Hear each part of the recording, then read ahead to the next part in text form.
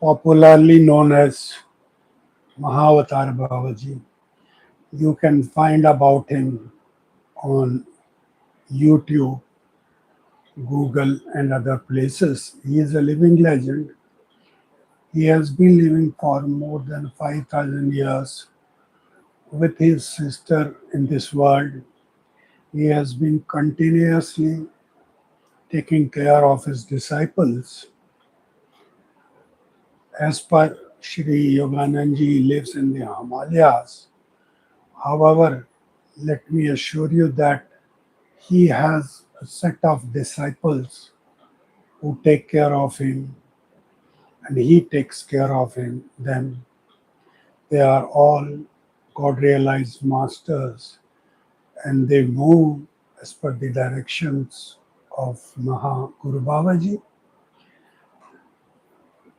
It's my luck that it's my destiny that I can call him my master, my guru.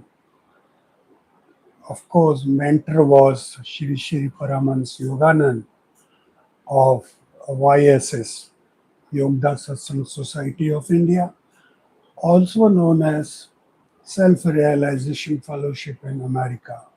These are the two mother centers which Shri Shri Paramans Yoganandji founded, and along with Lani Mahashaya, who brought the knowledge of Kriya Yoga to the modern world from Babaji and then gave it to his disciples. And one of his prominent disciples was Shri Yukteswar Giri, whose disciple was Shri Shri Paramhans Yoganand, who spent most of his time in US teaching teachings of Bhagavad Gita as well as Bible. In his opinion and my opinion, Mahatar Babaji is working with Christ in tandem to bring an equanimity, a balance, and growth of their disciples both in India or the Eastern world and US, the Western world. That was a little bit introduction to my Guruji. Since I was with YSS, I learned everything there. My schooling was done from there. And after that, their biggest and ultimate guru, Mahavatar Babaji, I happened to choose him as my guru and had to leave YSS. But still, my consciousness, my conscience is still with YSS and the teachings of YSS. If you want to learn meditation, you can either learn from me or a better platform is YSS of India, Yogda Satsang Society of India.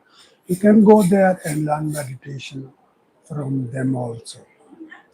On my channel, Eternal Journey, I have given many videos on meditation, spiritualism, and the teachings of Bhagavad Gita.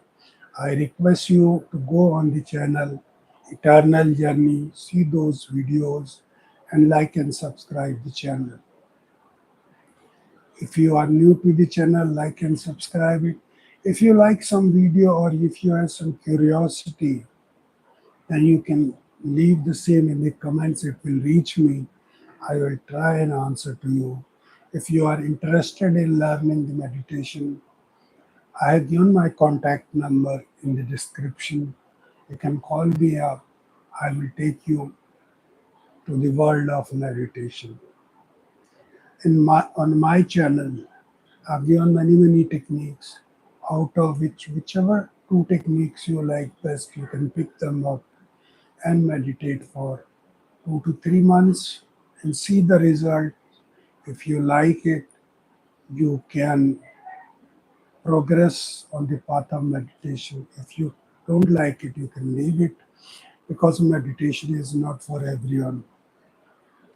Lord says in Bhagavad Gita, Lord Krishna, Lord Krishna says, out of thousands in this world, one tries to know me, and out of thousands who try to know me, one finds me.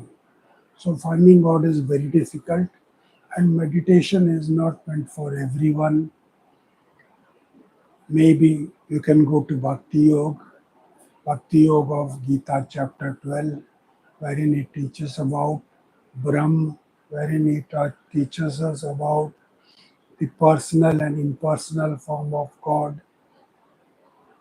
And he says, you can come to me through Bhakti Yoga, you can come to me through meditation or Dhyan Yoga, you can come to me through the path of knowledge or reading scriptures, and you can come to me through the path of work, duty.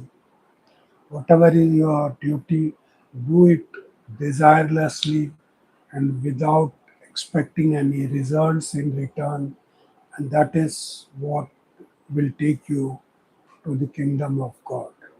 Friends, the biggest teaching of Bhagavad Gita is desireless activity.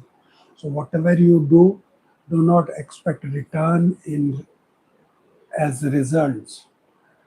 And if you work in this manner, you are bound to be happy, joyful, peaceful, and always be in the devotion of God. Let's I have already started this session, but let me continue towards Bhagavad Gita teachings by little small prayer. If you are with me, you can also join hands. Jai Gurudev, जय हो माता जी, श्री गणेशाय नमः, राधा कृष्ण भगवान की जय, जय बजरंगबली, ओम Christ. हे प्रभु, हे माँ जगत जननी, दया करें, कृपा करें, रक्षा करें, कल्याण करें और हमारे अपराधों को क्षमा करें। श्री गणेशाय नमः, श्री गणेशाय नमः, श्री गणेशाय नमः। With this little prayer, let's go straight to chapter 12, which says about devotional part, Bhakti Yoga. People like or saints or great men like Chaitanya Mahaprabhu, Sant Ekaram, Sant Tukaram, Sant Eknath, they found God through this devotional path. Let's start our journey, today's journey, with a small chant of Lord's name, and I suggest you learn harmonium or synthesizer and be on it to chant the God's glory. If you are with me, you can sing with me.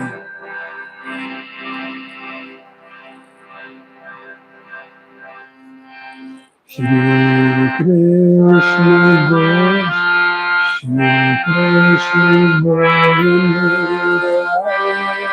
Murari Shri Krishna Govinda Murari Nath Narayana Vasudeva Nath Narayana Vasudeva Shri Krishna Govinda Murari Shri Krishna Govinda Murari Nath Narayana Vasudeva Nath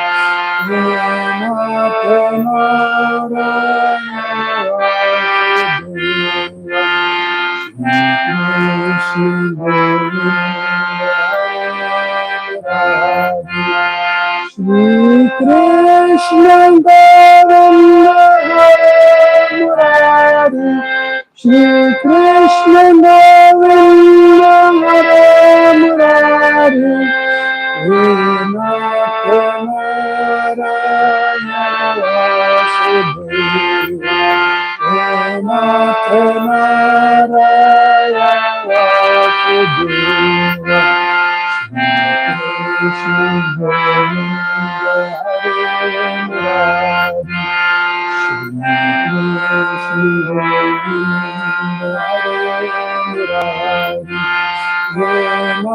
Narayana Vasudeva, He Nath Narayana Vasudeva, He Nath Narayana Vasudeva, He Nath Narayana Vasudeva, He Nath Narayana Vasudeva, He Nath Narayana Vasudeva, Shri Krishna Govinda Hare Murari, Shri Krishna Govinda Hare Murari, He Nath Narayana Vasudeva, He Nath Narayana Vasudeva, He Nath Narayana Vasudeva, He Nath Narayana Vasudeva, He Nath Narayana Vasudeva, He Nath Narayana Vasudeva, Shri Krishna Govinda Hare Murari, Shri Krishna Govinda Hare Murari, He Nath Narayana Vasudeva, He Nath Narayana Vasudeva, He Nath Narayana Vasudeva. So this is what is chapter 12, Bhakti Yoga. This is how you devote yourself to God. Bhakti Yoga means the devotional path of finding God, and this is how great saints have found God. People have devoted their lives chanting the glory and the name of God, and while singing, they have found God. And you can also find, provided you pick up this path. If you like this path, you can definitely choose it. God says in chapter 12 itself, if you do not like or if you can't do bhakti yoga, then try to meditate, dhyan yoga. If you can't meditate, try to read scriptures. Find me through knowledge path, Gyan Yoga. If you don't want to follow the path of knowledge, you don't want to read the scriptures, then do your duty, do your dharma. That's what he says in chapter 18. Sarva dharman paritajya mamekam shanam braj. Aham tam sarva papebhyo mokshiyashyami. Forget all the paths and just surrender to me. Just remember his name, friends. Just remember that he is taking care of you. He says, Sarva papebhyam. Aham tam sarva papebhyam mokshiyashyami. मैं तुम्हें सभी पापों से मुक्त कर दूंगा. I'll make you get rid of all the sins and don't have any doubt about it. So let's go on to chapter 18. Chapter 18 says,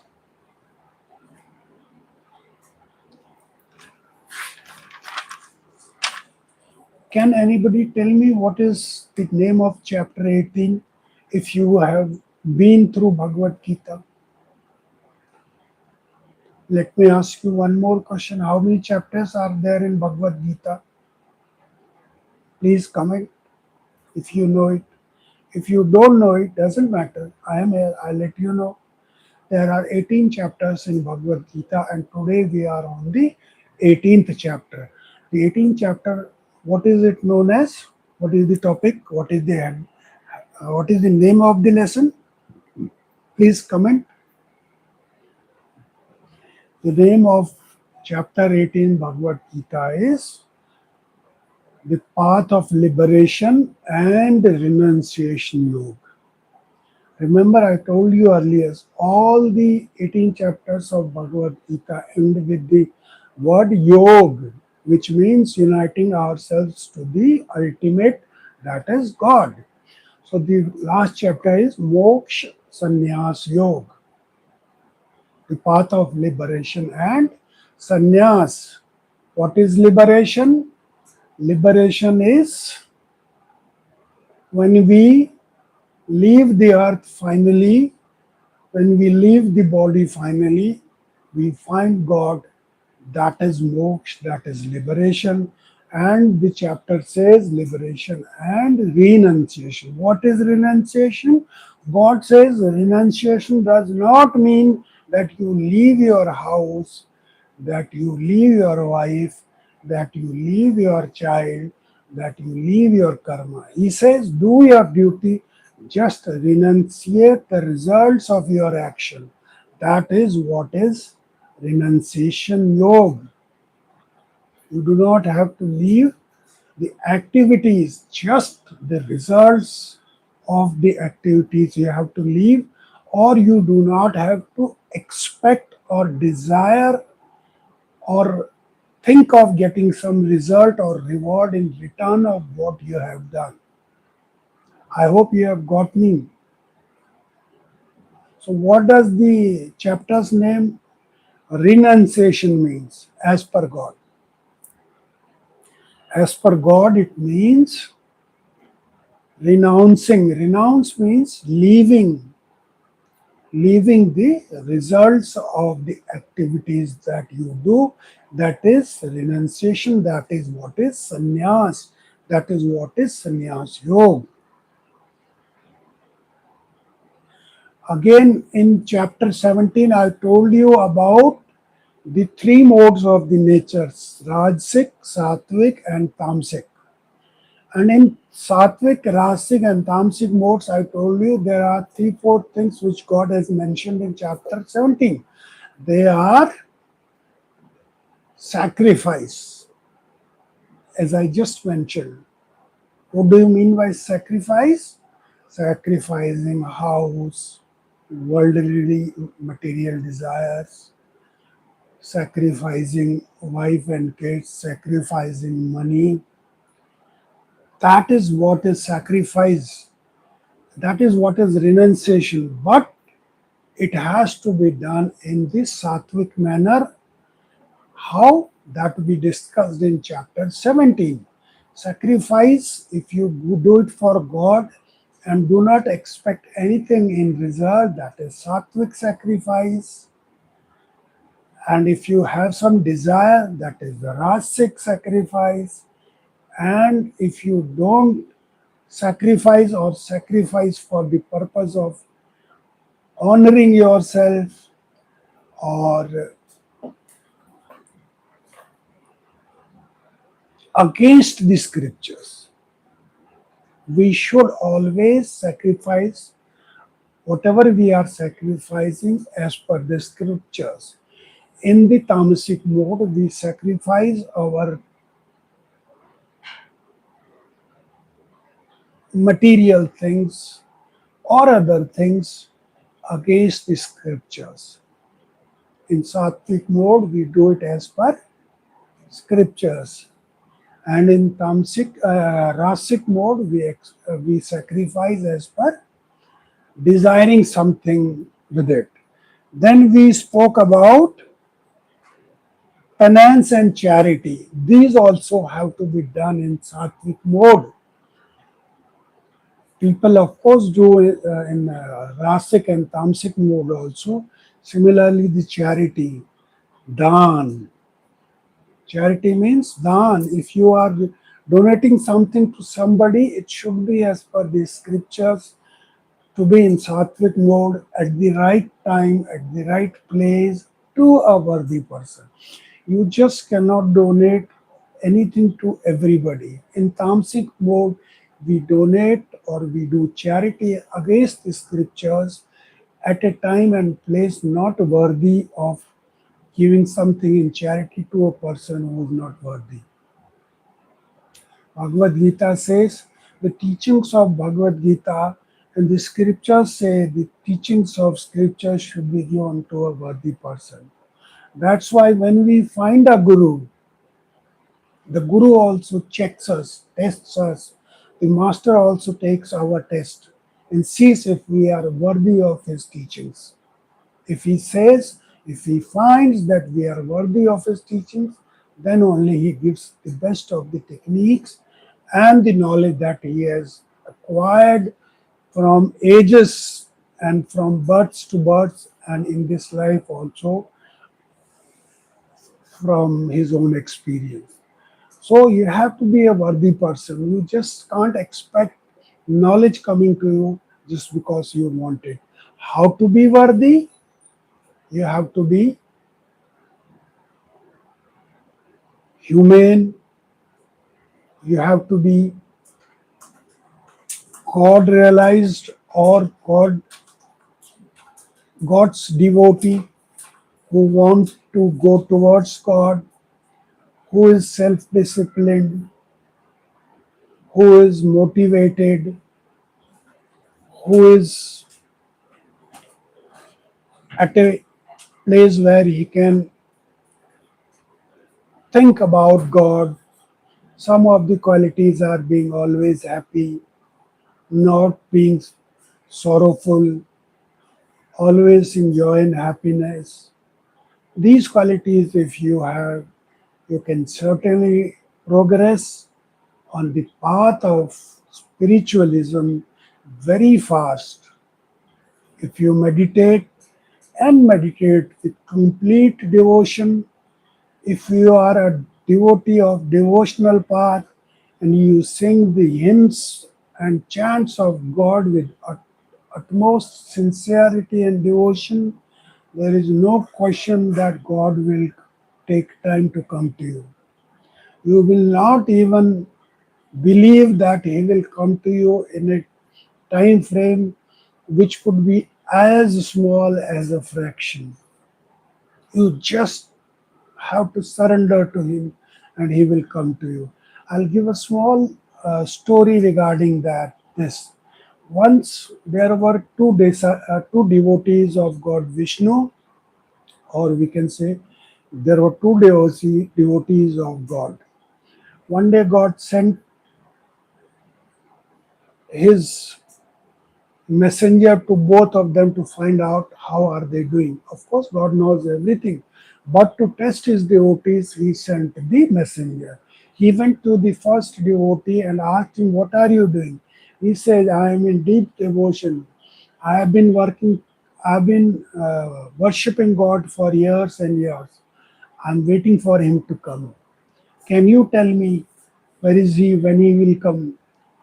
Then the devotee, then the messenger said, "Yes, of course I can tell you. I am the messenger of God, and I can tell you that he will come to you when he is able to pass thousands of elephants through the hole of the needle. He is busy in doing that. And God has said as soon as he is able to complete that job, he will come to you." The devotee got angry, anguished. He said, "I have been working and worshipping to find God for so many years, and now he is busy with something else. How much time will it take to pass thousands of elephants through the hole of the needle? No one knows. I can't wait for that long. I have wasted my whole time. I am not going to worship him any longer. I am going to do my worldly material duties." And he leaves the devotion. Then the messenger goes to the second devotee and says, "I am the messenger of God and I am here to find out what are you doing." The devotee says, "I am meditating and praying for God. I want to see him in form." The messenger again says, "God has said he is busy passing thousands of elephants through the hole of the needle, and as soon as he is able to do it, he will come and give his and come and show him his presence and bless him." The devotee started jumping and dancing and says, "Now I am about to see God. God is going to come soon." The messenger was astonished. He said, "God is busy doing something very serious. How do you think is going to come soon?" Devotee says, "The master of the universe will take no time in passing thousands of elephants through the hole of the needle. How much time will he take? It takes instant. He can do it instantly in no time. So there is no need to worry for me now. I'm sure he is going to come to me very soon." And immediately God comes to him and blesses him. So, this is what is the devotion, friends. If you are devoted from your heart, if you are sincere towards God, He will take no time in coming to you. There are so many things in chapter 18. God says, "Perform the duties of sacrifice, charity, and penance with devotion and in sattvic mode. Do not do them in rasic or tamasic mode, because accordingly you would get the result of them. You are not supposed to leave sacrifice, you are not supposed to leave charity, and you are not supposed to leave your penance. Penance means tapasya. Whatever devotional path you are following, keep following that. Do not leave it. That's what God says. Sattvic mode says God is in everything, but yet He is undivided. Rasic mode says God is in everything and He is divided. And Tamasic mode said there is no God, just the living beings. So this is what the difference between the three modes of nature. In the later part of Bhagavad Gita, God has again and again emphasized on these three modes of the nature. They are the sattvic, the rasic, and the tamasic. We can call them in this manner also: the positive, the negative, and the middle path, the good, the bad, and the middle part, the light, the darkness, and the middle path. This is what is it means. God says in chapter 18 itself, "I have created the four varnas of humans." Those varnas are Brahman, Vaishya, Shudra, and Brahman, Kshatri, Vaishya, and Sudra. But remember, God has nowhere in Bhagavad Gita has said, just because you are a Brahmin, your son will be born a Brahmin. Just because you are a Kshatri, your son will be born as Kshatri. It is not as per birth. God says it is as per your gunas, characteristics, and the work that you perform. So, friends, what are the four varnas? Brahman, Kshatri, Vaishya, and Sudra. And God said they are as per I have divided them as per their work. So, can anyone tell me what is the work of Brahmanas? The work of Brahmanas is to remain knowledgeable, to donate, to give charity, and to preach, and to follow the sattvic path. What are the duties of the Kshatriyas? They are supposed to be brave. They are supposed to be leaders. They are supposed to be the fighting element of the society. Who are Vash? They are the businessmen. They rear cows. They cultivate the land and grow agriculture. They protect the cows. They do the business. And who are Vaishyas? Can anybody tell me? Shudras. Who are Shudras? Shudras are poor people who do not have the capability to perform any of these activities. Hence, they do their living by performing services to other varnas. So, if you are a Brahmin, yet if you are not able to perform the duties of a Brahmin, Kshatriya, or Vash, you can be termed as a Shudra also, despite being the fact that you were born in the Brahmin family. That was the system which was developed in those times, 4,000 years back. But somewhere it got lost, and the Brahmana's son was to be called Brahman, Kshatri's son was to be called Kshatri, and because of this, our country had faced a lot of problems. People who were incapable, who did not know Brahma, Brahman means one who knows Brahma. People who did not know God, they became Brahmanas. People who were incapable of fighting, they became Kshatriyas. People who were incapable of doing business, they became businessmen. And of course, Shudras who were capable of becoming Brahman, Kshatriya, and Vaishya, they were not given their authorized things. They deserved much more, but they were not given because of the system which got lost, which God had created. So we must keep in our minds that Varnas were not as per birth, they were as per karma, they were as per duty, they were as per the work that we were performing, as per God in Bhagavad Gita, as per sage Ved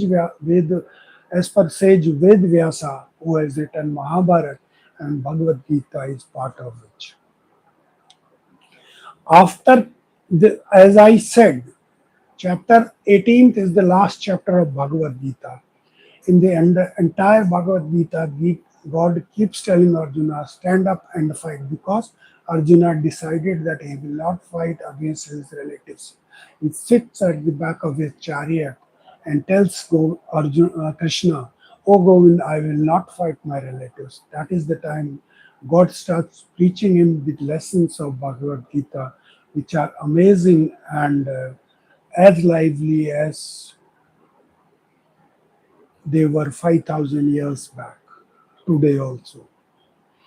God says again and again to Arjuna, stand up, fight, do not stay off from your duty. Devote yourself to me and just follow your duty, forgetting about victory and defeat. Don't worry about anything else, just remain a balanced person. Meditate on me, devote your acts to me, so on and so on. He even shows you his entire universal form in which Arjuna sees each and every particle of the universe.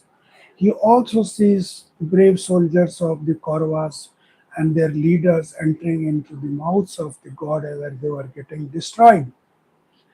Despite that, in the 18th chapter, God tells Arjuna, Arjuna, I have given you everything. I have told you everything. I have shown you everything. I have guided you in every respect. Now do as you wish. O Arjuna, I have given you my directions that you have to fight, but I leave it up to you. Do as you wish. However, once again he says, Sarva dharman paritajya mamekam sharanam vraj. Aham tvam sarva papebhyo mokshayashyami ma shucha. O Arjuna, do as you wish.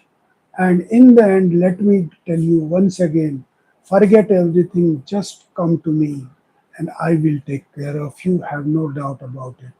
And so, before the Bhagavad Gita ends, Arjuna stands up and says, O Lord, I have understood everything, I have seen everything, and now I am ready to follow your directions.